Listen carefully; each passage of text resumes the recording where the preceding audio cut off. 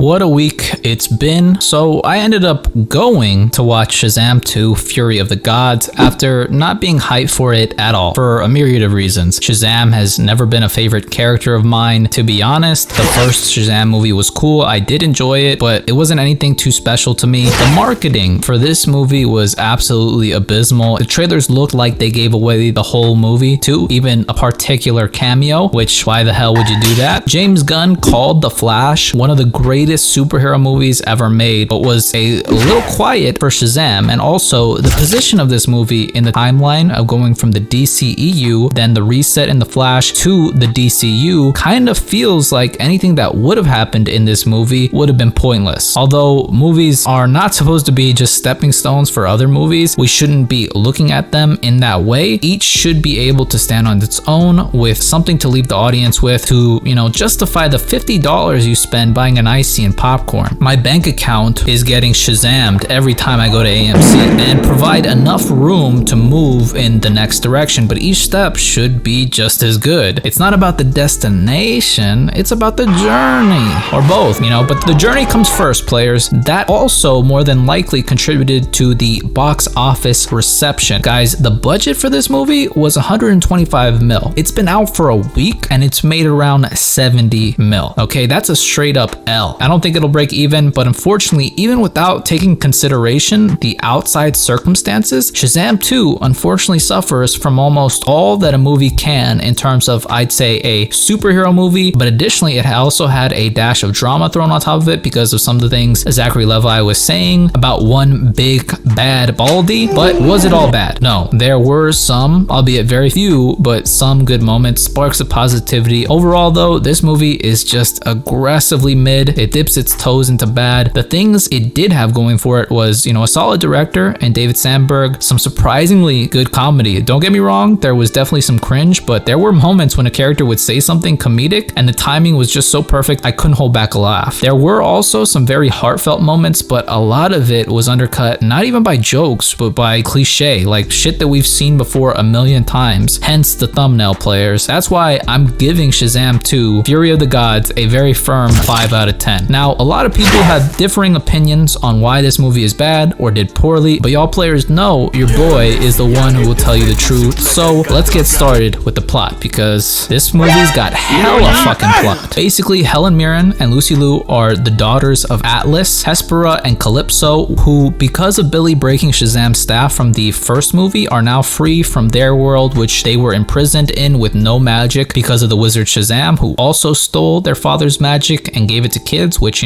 pissed them off, rightfully so. So they end up coming to Earth to steal the staff back, and for whatever reason, they have the wizard Shazam imprisoned in their world and they make him repair the staff. So they head back to Earth, where their sister Anthea, or Rachel Zegler's character, lures Freddy into a trap so they can steal his powers, and Freddy himself, and they take him to their world, and they end up encasing the city in a bubble so nobody can leave. Everybody's pretty much trapped. They eventually do come back to Earth inside the bubble, only for the Shazam family to capture Hesperia using whatever magic door they have that allows them to go back to the Rock of Eternity. But that was her plan pretty much all along, to get captured, and she steals this magical apple that'll bring life and magic back to her world. But Calypso gets pissed off at the humans and is like, fuck all that shit, let's plant this bitch on Earth as payback, a little bit of a reverse Uno card, a little bit of a no you. And this is surprisingly where Helen Mirren's character gets a soul and starts to push back, and where the chase till the end begins with the Shazam family finding a door to their world and stealing back the staff and the apple. And this is when the dragon comes through and everybody but Billy gets their power zapped one by one. So in the end, Billy starts working with Hesperia, who has a change of heart, to shrink the bubble and fight Calypso and the dragon, and he ends up kind of pseudo sacrificing himself. But after he gets buried 2 minutes later in that god realm, then in another 2 minutes, that's when we get Gal Gadot's Wonder Woman revives him somehow, which, I mean, you had flight and resurrection in your back pocket this whole time, Diana, but goddamn, the plot. And the movie ends, essentially. Okay, not really in the same way it begins, but it kind of feels that way. I feel like the character arcs kind of happened, but didn't. Like, Freddy ends up bagging Anthea by the end, which that's how you know this shit is fiction. And that's no shade to Jack Dylan Grazer, okay? I think he's a phenomenal actor, but their romance was cringe as fuck, okay? Unless you're Peter Parker, you're not gonna awkward your way into the favor of some baddies, players. But he gets her by the end of the movie, Pedro's whole arc in this movie is him coming out as gay, which they will barely even give my boy Pedro some lines, but they'll have him be gay representation in the movie. Like, maybe if they showed him actually having some contention throughout the movie, being nervous about coming out, then it would have hit harder, but it felt kind of cardboard to me, honestly. Darla gets her arc fulfilled, kind of getting a unicorn, which is very small, but you know, so is she. It's understandable. She's still young, so it's fitting her arc would be kind of silly, but I don't really feel like Eugene had an arc or Mary, okay? Unless it was just executed very poorly. Like, Eugene was the doorman in the beginning, but I don't know if his big arc was supposed to be him getting them out of the bubble with the door trick or to the God realm, but it was executed very poorly in my opinion. Mary, I believe at the end of the movie, was wearing a college sweatshirt because, you know, she wanted to go to college in the beginning, but again, it seemed that way. No solid confirmation she went to college. Grace Carey even mentioned a deleted scene which would have explained why she was drunk with the shades. You know, she was hanging out with friends that went to college. Billy kind of learned to let go at the end of the movie because he finally had a family and he was not wanting to lose them in the beginning, like he lost his real family, so he was holding on a little too tight. But in my opinion, they never really hit a boiling point of him being way too controlling. He also was able to call Marta his mother by the end, but I honestly just wish there would have been more scenes with him not being able to call her mom, or just more build up till the ends of the arcs. You know, you literally introduced the Shazam family at the very end of the first movie, so I think the first movie benefited from a very good build up to that moment. You didn't have to focus on so many different characters, but in this movie you kind of have to work with almost 6 new characters, what with the kids' super selves, and it felt like we didn't spend enough time with the kids, even themselves as adults. They barely had any dialogue. It was a tall task, but again, very understandable. The villains also, in my opinion, are extremely forgettable. Okay, villains are half of the movie in my opinion, and I think general audiences were just not drawn to come see some generic Greek villains done again, but you know, kind of half-assed. Like, they just were not compelling in any way. Their motivations again were not good. I mean, let's be honest, the fight scenes were hella lackluster as well. When the kids were getting picked off and depowered, I really wish they would have made it more of a struggle. Like, there was no moment where there was actually any sequence of tension of them maybe flying around, dodging lightning bolts, fighting the sisters, just trying to avoid getting zapped, maybe doing some zapping of their own. There was barely any electricity thrown in the whole fucking movie. There was no dynamic, memorable scenes, to be honest, of action. Plus, again, Gal Gadot was fucking gorgeous in the 10 seconds she was on screen, but it's like she just has access to this dead dimension all of a sudden, and then she revives a caped hero. I know she was using Shazam's staff, but still, it just felt like another thing they pulled out of nowhere that could have come in handy, you know, in earlier battles. Something that, you know, kind of disregards the continuity, but even at that, you know, that's something I could disregard, but it happened so fast, it felt comical. You have so much going on in this movie at 2 hours and 10 minutes. It's bound to happen where you have to cut corners on development to make everything kind of make sense. It looks like they had to cut corners on the VFX as well, because that wood dragon looks very unimpressive. Like, we've been seeing dragons, okay? Glowing dragons too, so it's just another case of this movie not really standing out. So the movie had plenty of internal issues, but let's talk about the external. So again, you have barely any marketing, a movie that is set in a timeline that will essentially be reset, trailers giving out big spoilers, basically the ending of the movie, but then you got the main character, Zachary Levi, using social media in a way he absolutely doesn't need to. Personally, I would not be going on Twitter and trying to defend a movie that the director even said fuck it on. There are a million things you can blame the Snyder cultists for. This movie failure is not one. And then Zachary Levi thinking that a post-credit scene with Hawkman and Cyclone would have made a difference is actually insane, okay? It amounted to the same thing. He was getting an invite to the JSA. I don't think that would have really done anything for the actual film itself. Shit, maybe if it was Dr. Fate, but that doesn't change the actual movie quality at all. So even though The Rock was totally shutting that down from happening and wanted to center the whole DCEU around him and Superman, which would have legit just made shit way worse, this again wouldn't have changed anything about the outcome of this movie. Well, that is if you didn't have Black Adam and the JSA versus the Shazam family be this movie. Instead, you know, that would have drawn some asses to the theater, but after last year's WB being so broke they couldn't afford to put out more movies, I'd imagine this would have been impossible and might have also led to why the CGI and the action sequences were kind of lackluster. But basically, this movie felt like it was put out by necessity and not out of making something that's actually good or heartfelt. This isn't an indictment on the cast or even the director. Okay, I think that they did the best they could with what they had, but I just think honestly people are doing blaming on things that they shouldn't be doing, and they're distracting from what might actually really be to blame, which is, you know, maybe some poor writing writers, the overall direction that was set up previously with the DCEU being pretty aimless. And I think Zachary Levi just needs to take the L graciously. I think the cast is very charming. I just think that they didn't have what they needed to work with. You know, obviously Dwayne Johnson was not playing ball. Imagine if it wasn't The Rock who was playing Black Adam. They probably could have got Black Adam for this second movie, but because of everything that he wanted to do, that kind of muddied the waters, honestly. It is what it is. That's how I am seeing this movie, guys. It was very disjointed, and hey, I'm not trying to shit on any of the people that worked on this movie. They probably worked very hard, but they had like a million different obstacles to overcome with this movie. But what I am hoping is that they learn from this. I like the cast again. I wouldn't mind them being brought into the DCU, and hopefully James Gunn has some say in what happens in the next one or with these characters, and can actually get us to see these characters in a balanced movie of fun and emotion. As far as that goes, that's just my opinion with the movie, guys. I know people are trying to say it's a million different things, but just nobody was hyped for this movie, and you know, it is what it is. We will see what happens with these characters, if they get rebooted or not. But that's just my opinion on the movie, guys. If you saw it, if you thought it was good, let me know what you liked about it, or if you didn't like it, let me know what you didn't like about it. I want to hear your guys' thoughts. If you liked the video, leave me a thumbs up, comment down below, and if you want, subscribe. I always appreciate it. Thank you guys so much for watching. Hope all you guys are well, and I will see you in the next one.